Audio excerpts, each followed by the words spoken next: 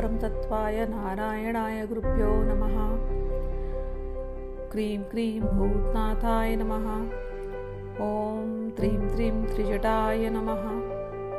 ॐ लीं दिव्यचेतनानन्दाय नमः। ॐ सिद्धाश्रमस्य समस्त गुरुभ्यो नमः। नमस्कार। हम लोग गुरु गीता को श्रवण कर रहे हैं और गुरु गीता के अब दूसरे अध्याय में हम लोग पहुंच गए हैं। दूसरे अध्याय में भगवान ने गुरु का ध्यान कहाँ करना चाहिए, कैसे करना चाहिए, अपने हृदय कमल में किस प्रकार से ध्यान करना चाहिए, इस पर हमने श्रवण किया।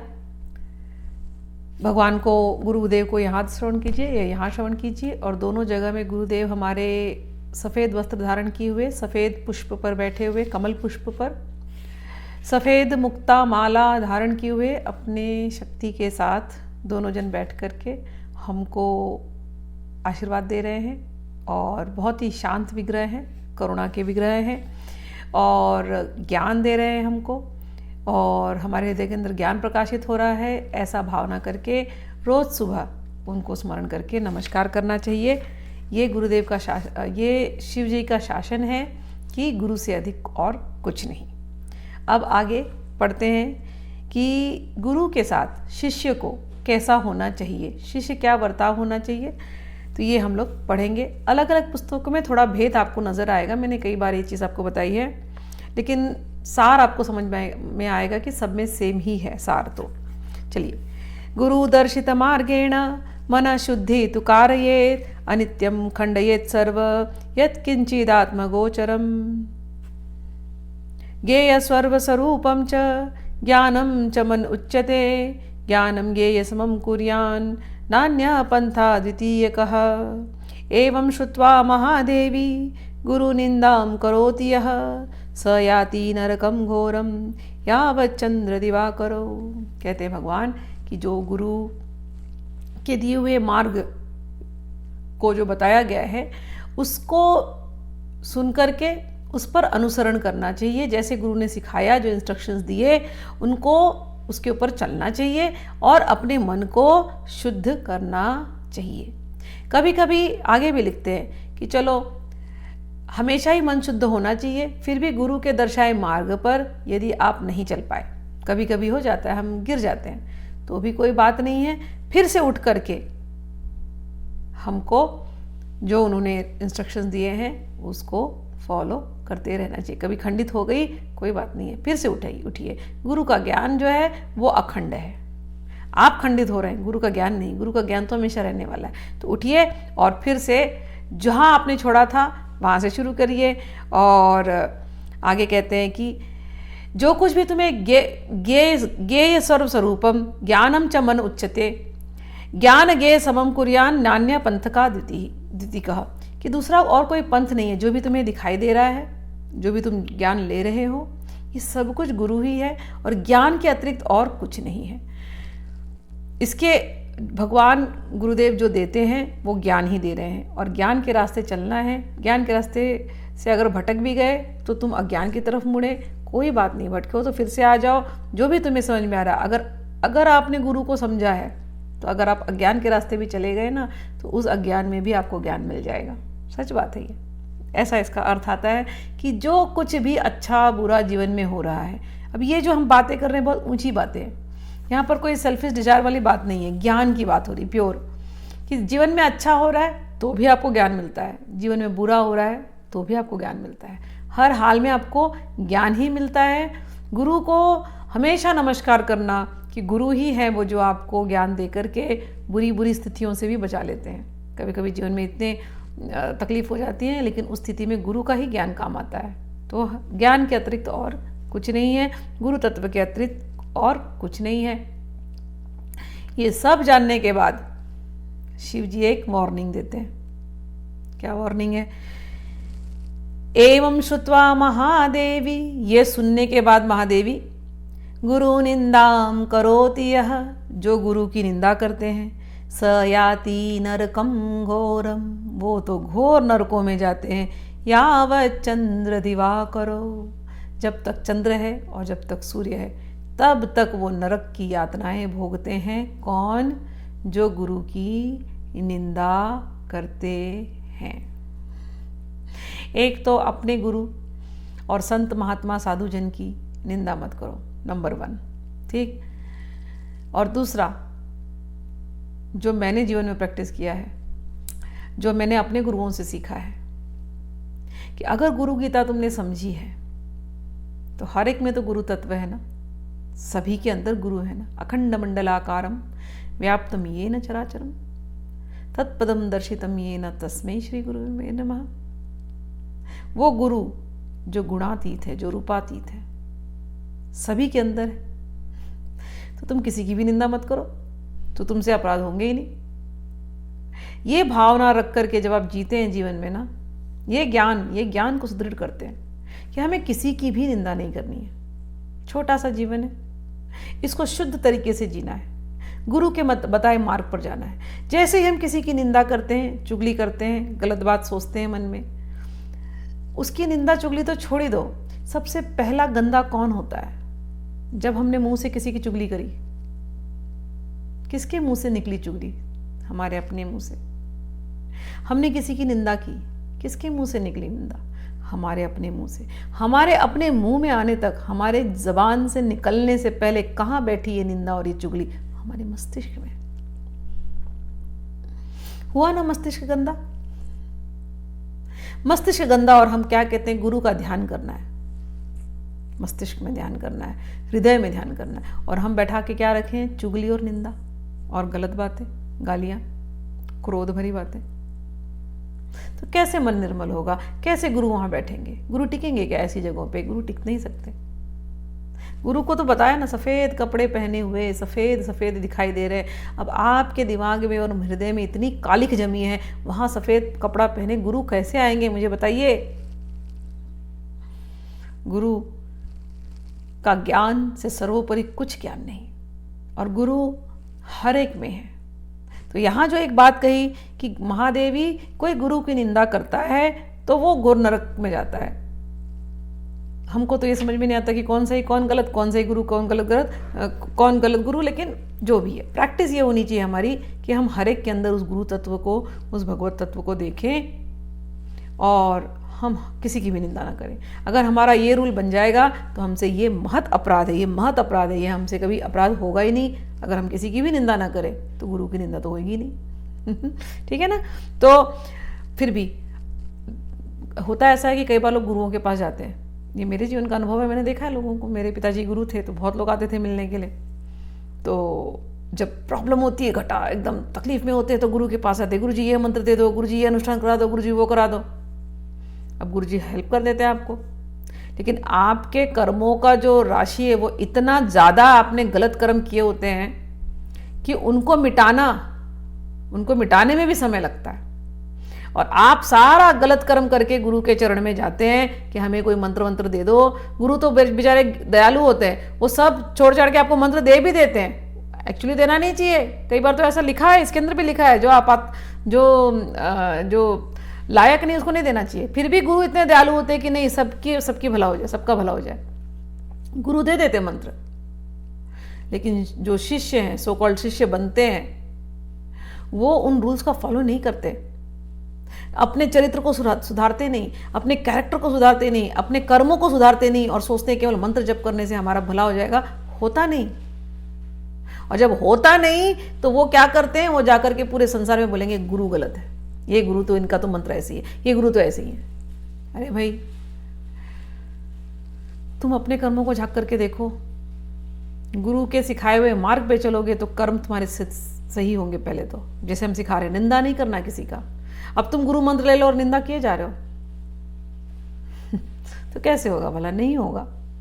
तो गुरु निंदा कभी नहीं करना चाहिए। किसी के पास भी आप गए, आपने उनसे मंत्र लिया, उन्होंने आपको ज्ञान दिया, भले आपका काम बना या नहीं बना,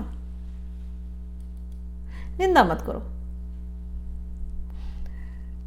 अपने अंदर झांक करके देखो कि हमें और क्या इंप्रूव करना चाहिए। What improvement do I need? ठीक है? तो गुरु निंदा मत करना। गुरु निंदा क्या? किसी की भी निंदा नहीं करना। सभी के अंदर वही गुरु तत्व है, इस भाव में आने का प्रयास करना। चलिए आगे बढ़ते हैं। यावत् कल्पान्तको देहस्तावद्देव गुरुं स्मरेत् गुरुलोपो न कर्तव्यः स्वच्छंदो यदि वा भवेत्। जब तक देह है तब तक गुरु को स्मरण करना चाहिए और गुरु का विस्मरण कभी नहीं होना चाहिए, और गुरु के प्रति जो कर्तव्य है उसको हमेशा करते रहना चाहिए। स्वच्छंद भाव से नहीं चलना चाहिए। स्वच्छंद भाव से चलना यानी गुरु ने कुछ सिखाया, आपको अपने ही लॉजिक लगाना है, हम तो ऐसे ही चलेंगे गुरुदेव, तो स्वच्छंद भाव से चलोगे तो आपका कल्याण नहीं होगा। जैसे गुरु के पास आप जाएंगे, गुरु बोलेंगे नो मीट ईटिंग, अब आप उसमें अपना लॉजिक लगाते रहो, आपको मीट खाने की आदत है तो आप अपने लगा रहे हो लॉजिक। नहीं गुरुदेव हम मंत्र जप कर ले रहे हैं, फला फला गुरु का हमने सोचा था, उन्होंने तो मीट खाने को अलाउ किया था। आते हैं लोग ऐसी ऐसी बातें करते हैं, इसलिए बता रही हूँ, शेयर कर रही हूँ। तो जाइए भैया उन्हीं गुरु के पास जाइए जो आपको ये करते हैं, वो उनका कल्याण हो जाए तो आपका भी कल्याण हो जाएगा। जाइए, क्या कहा जाएगा गुरु, जब गुरु सही बता रहे हैं आपको आर्ग्यूमेंट ही करना है तो कैसे कल्याण होगा? कल्याण नहीं होगा। इसलिए यहाँ पर कहते हैं स्वच्छंदो न भवेत, ज़्यादा स्वच्छंद तरीके से मत बना। गुरु ने कहा नो इंटॉक्सिकेशन, नशा नहीं करना है। आप गुरु के पास जाते हैं और वीकेंड में आपको नशा करना है, तो कैसे कल्याण होगा? गुरु ने कहा नो गैम्बलिंग, जुआ नहीं खेलना है, नो इलिसिट रिलेशनशिप्स, तो आप क्या करोगे? गुरु ने कहा इतने घंटे बैठ के इतनी माला जपनी है, अब आपको संसार के ज़्यादा बिजनेस अच्छे लग रहे हैं तो आपकी माला छूट रही है, तो कैसे कल्याण होगा? जो जो गुरु बता रहे हैं वो आप नहीं करेंगे तो कल्याण कैसे होगा? इसीलिए यहाँ पर कह रहे स्वच्छंदो न भवेत, अरे स्वच्छंद मत बनो। जो भगवान ने, जो गुरुदेव कह रहे हैं उनको सिंसियरली मानो, अपने जीवन को सुधार लो। गुरुदेव ने तो अपना जीवन सुधार लिया है, तुमको वो रास्ता बता रहे हैं। शिव जी कहते हैं मैं तुम्हें रास्ता बताऊं भी तो कैसे, ये गुरु के थ्रू मैं आकर के तुमको बताता हूँ, लेकिन तुम अपने स्वच्छंद रास्ते चलने चाहते हो तो तुम्हारा कल्याण होने में बहुत देर हो जाएगा। घोर नरकों में जाने की रास्ते पे तुम चल रहे हो, ये कह रहे हैं यहाँ पर। गुरु के अगेंस्ट अगर हम जाते हैं, उनके इंस्ट्रक्शंस को नहीं फॉलो करते हैं, जीते जी हम नरक में जीते हैं, मरने के बाद भी नरक में जीते हैं। नरक में जीने का अर्थ है ज्ञान ही नहीं है, ज्ञान ही नहीं है, और तपे जा रहे हैं, तपे जा रहे हैं, तपे जा रहे हैं। तो इसलिए गुरु के प्रति बहुत हम्बल होना चाहिए। बहुत अच्छी आगे भी बात कहते हैं शिव जी, हुंकारेण न वक्तव्यम प्राज्ञै शिष्यै कथंचन गुरुरग्रे न वक्तव्यम असत्यम च कदाचन। और गुरु के सामने असत्य नहीं बोलना चाहिए। कई बार लोग जाकर के असत्य भी कहते हैं अपना बड़ाई करने के लिए, मान प्रतिष्ठा के लिए। ये सब मैंने देखे हैं बहुत करीब से, इसलिए बोलती हूँ। और मैंने देखा कि बहुत असत्य बोलने वाले आते हैं, अरे गुरुदेव हम तो ये हैं, हम तो वो हैं, बहुत अच्छे हैं, लेकिन बाद में उनका जीवन सुधरता ही नहीं है। तो क्यों नहीं सुधरा? कई सालों बाद जाकर के मैंने प्रश्न भी किया मेरे पिताजी से, सुधरा क्यों नहीं इनका जीवन? कहते इतनी असत्य भाषण है, झूठ बोलते हैं, अपने घर वालों से झूठ बोलते हैं, गुरु से झूठ बोलते हैं, सबसे झूठ बोलते हैं, कैसे भला होगा? शिव जी ने कहा है, शिव जी की शासन है और किसी का शासन नहीं है। अपने गुरु के सामने असत्य मत बोलिए, अपने गुरु के सामने हुंकार करके बात मत कीजिए कि गुरु जी आपको कुछ पता नहीं, हमें ही पता है सब कुछ, आप कौन है? कभी कभी लोग ऐसे भी करते हैं। गुरु की अवहेलना नहीं करना, हुंकार करके बात नहीं करना, गुरु के आगे नम्र होकर के रहना है, और गुरु कुछ बात बोल रहे हैं तो उसको सुनना है। उन्होंने कुछ बात कही तो उसको काटने के लिए नहीं जाना है। Understand this.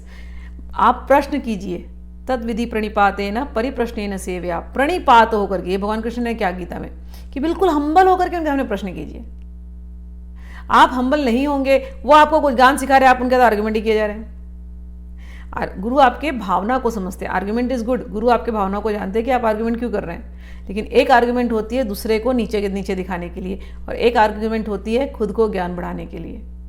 तो वो खुद को ज्ञान बढ़ाने वाला जो आर्ग्यूमेंट है, दैट इज हेल्दी आर्ग्यूमेंट, वो करना चाहिए, गुरु से पूछना चाहिए। और गुरु जी आपके भाव को जानेंगे कि ये मुझसे हेल्दी एक डिस्कशन मांग रहा है, हम इसको उत्तर दे रहे हैं, लेकिन अभी इसकी इतनी डेवलपमेंट हुई नहीं स्टूडेंट की, तो ये उत्तर उसके अंदर नहीं जा रहा है, इसलिए वो आर्ग्यूमेंट कर रहा है। तो कुछ सालों बाद इसको समझ में आएगा। लेकिन कुछ ऐसे होते हैं कि नहीं गुरुदेव आपकी तो बात ही रहोगे तो वहाँ पर फिर ज्ञान का आदान प्रदान नहीं होता। ठीक है, तो गुरु, अब शिव जी ने कहा गुरु अग्रे न वक्त, गुरु के आगे ज़्यादा बोलना नहीं चाहिए, शांति से बैठे वहाँ पर। असत्यम न कदाचन, ज़्यादा बक बक बक बक गुरु के हमने नहीं, और असत्य भाषण नहीं। गुरु त्वकृत्य हुंकृत्य गुरुम निर्जित्य वादतः अरण्ये निर्जले देशे स भवद भम राक्षसः। जो गुरु के सामने हुंकार से बात करता है, और जो गुरु जी ने कहा उसके अगेंस्ट जाता है और बेकार का वाद विवाद करता है उनको नीचा दिखाने के लिए, कहते हैं ऐसा व्यक्ति ब्रह्म राक्षस हो जाता है। और अरण्ये निर्जले देशे स भवत ब्रह्म राक्षस, ऐसी जगह में जाके ब्रह्म राक्षस बनता है जहां उसको जल भी मिल ना सके। कोई ऐसे जंगल में जहां जल भी प्राप्त नहीं होगा, ऐसे जगह पे जाकर के ब्रह्म राक्षस बनता है। कौन? जो गुरु के साथ हुंकार चिढ़ के, तर्क करके, झगड़ा करके, लड़ाई करके उनको ही नीचा दिखाना चाहता हो, ऐसा कोई शिष्य हो तो उसका भला नहीं हो सकता। शिव जी ने कहा, कहते हैं मुनि भी पन्नगैर्वापि सुरवै शापितो यदि काल मृत्यु भयाद्वापि गुरु रक्षति पार्वती। कहते गुरु में तो इतनी पावर है पार्वती जी कि कोई मुनि इत्यादि, कोई सुर, कोई देवता इत्यादि ने भी आपको शाप दे दिया, काल मृत्यु का आपके ऊपर भय हो गया, फिर भी गुरु के अंदर तो इतनी पावर मैंने दे करके रखी है, गुरु रक्षति, गुरु आपकी रक्षा कर देंगे। अशक्ता ही सुराद्याश्च अशक्ता मुनयस्तथा गुरु शापेन ते शीघ्रं क्षयान्ति न संशयः। कि गुरु भी तो अभी आपने सीखा कि पहले भी हमने सीखा है कि शिव यदि क्रोधित हो गए तो गुरु मना लेंगे, गुरु को दुख हो गया तो शिव कुछ नहीं कर सकते। ऐसे ही गुरु का श्राप लग गया तो कोई देवता, कोई मुनि, कोई कुछ भी आपको नहीं, आपका सुधार नहीं सकता, कुछ भी नहीं सुधार सकता। तो इसलिए कोशिश करके गुरु को कभी भी मत दुखी करना, गुरु का श्राप कभी भी मत लेना। लेकिन एक बात आपको सच बताती हूँ, गुरु कभी श्राप देते भी नहीं है, सच्चे गुरु कभी ऐसे श्राप देंगे भी नहीं, क्योंकि उनको पता है, उनको दया आती है। गुरुओं के अंदर करुणा बहुत ज़्यादा होती है, बहुत ज़्यादा, जीव मात्र पर करुणा होती है। कई बार वो सुन लेंगे शिष्य के हर बदसलूकी को, वो झेल लेते हैं क्योंकि गुरु जानते हैं अगर हमारे मुख से कुछ निकल गया तो इसका तो कल्याण कभी भी नहीं होगा। तो गुरु कभी भी, अच्छे गुरु जो होते हैं वो नहीं देते अपने मुंह से श्राप, लेकिन जो भगवान शिव हैं वो उनका शासन है। अगर तो गुरु ने श्राप नहीं दिया तो भगवान शिव का शासन बहुत कड़क है, शिष्य को नहीं छोड़ेंगे। जो कोई अपने गुरु को नीचा दिखाता है और गलत बातें करता है, लड़ता है, झगड़ता है, भगवान शिष्य के गण, रुद्र गण छोड़ते नहीं है, फिर पाप को भोगना ही पड़ता है। ना कोई दूसरा गुरु मुक्त करा सकता है, ना कोई कह रहे हैं इसमें कोई देवता वगैरह, कुछ भी आप अनुष्ठान कर लो, गुरु का श्राप लग गया तो बहुत मुश्किल है। ब्रह्म राक्षस बन करके ऐसी किसी सूखे निर्जल स्थान पर रहना पड़ेगा। ठीक, हमें वहाँ पर नहीं जाना चाहिए, ठीक है ना। इसलिए एक रूल बना लो, किसी की भी निंदा नहीं करनी, सब में हमारे गुरु हैं, बस। मंत्रराजमिदं देवी गुरुरित्यक्षरद्वयं स्मृतिर्वेदार्थवाक्येन गुरु साक्षात् परं पदं श्रुति स्मृति अविज्ञाय केवलं गुरुसेवकाः ते वै सन्यासिनः प्रोक्ता इतरे वेशधारिणः। और कहते हैं भगवान शिव जी कि ये जो गुरु का मंत्र है उनको अच्छे से जपना चाहिए। और श्रुति स्मृति अविज्ञाय केवलम गुरु सेवकाः, कोई श्रुति स्मृति पढ़ता है तो ठीक, कोई श्रुति स्मृति नहीं जानता, श्रुति और स्मृति नहीं जानता, यानी वेद पुराण इत्यादि नहीं जानता, लेकिन वो केवल गुरु का सेवक है। बहुत बड़ी बात कह रहे हैं, सुनिए। आपको कुछ नहीं आता वेद पुराण, कोई बात नहीं, आप सिंसियरली अपने गुरु की सेवा कर रहे हैं, सिंसियरली, तो केवल आप गुरु सेवा कर रहे हो तो आप सन्यासी की कैटेगरी में हो। बाकी के लोग भले उनको वेद पुराण श्रुति इतिहास बाय हार्ट हो, भले वो सन्यासी का वेश धारण किए हो, लेकिन यदि वो गुरु की सेवा नहीं कर रहे हो तो कहते हैं इतरे वेश धारिणा, ये सारे के सारे पाखंडी हैं। इसलिए क्या करना चाहिए?